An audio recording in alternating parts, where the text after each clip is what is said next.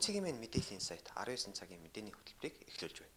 Өнөөдрийн дугаарт засгийн газрын хуралдаанаас гарсан шийдвэрийн хүрээнд эрүүл мэндийн сайд Чин зориг мэдээлэл хийж тэгээс 17 насны бүх хүүхдэд шүдний цоорлоос хамгаалсан ботоор түрхлэг түргэнэ гэж мэдээ. Нойлоос 17 насны хүүхдийн үзлэг хамгаалсан хүүхдүүдийн дунд 61.5% нь шүд цоорох өвчин илэрсэн хүүхдийн өвчлийн тэргүүлэх бас шалтгаан болж байгаа.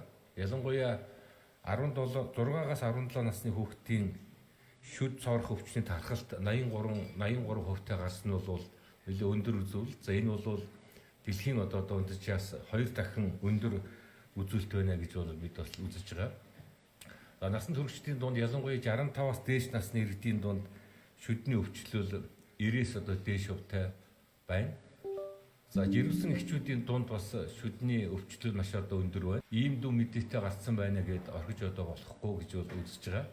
Цаашдаа бид энэ орчин сэргийлэх хэвтэлрүүл үзлэгийг үргэлжлүүлэн явуулна. Нийт иргэдийг хамруулах арга хэмжээ авах зүйтэй засгийн газар үзэж байгаа. Гайлын ерөнхий газраас иргэд аж ахуйн нэгжүүдэд зориулан www.gail.cgmn системийг шинжилэн нэвтрүүллээ. www.gail.cgmn систем нэвтэрснээр гайлын байгууллагаас үзүүлж буй гайлын бүрдүүлэлт, төлбөр тооцоо, лавлгаа тодорхойлт, гадаад худалдааны барааны статистик мэдээлэл, барааны ангилал, тарифын мэдээлэл болон тусгай зөвшөөрөл зэрэг нийт 30 гаруй үйлчилгээг иргэн аж ахуйн нэгжүүдэд цахимаар авах боломжийг бүрдүүлжээ.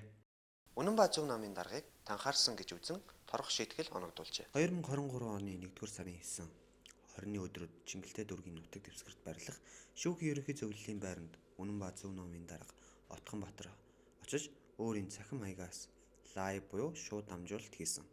Энэ үеэр тодорхой бус шаардлага гаргаж шүүгчийн сонгон шилруулалтад явагдаж байгаатай холбогдуулан шаардлага тавьсан албан агчдыг үг хэлээр доромжлон хэрүүл маргаан үүсгэж олон нийтийг элтэд үл хүндэтгэж танхаарах зөрчил үйлдсэн гэж Чингэлтэй дүүргийн цагдаагийн газраас хэргийн зөрчил бүртгэлийн ажиллагаа явуулж хэргийг шүүгшилжүүлжээ.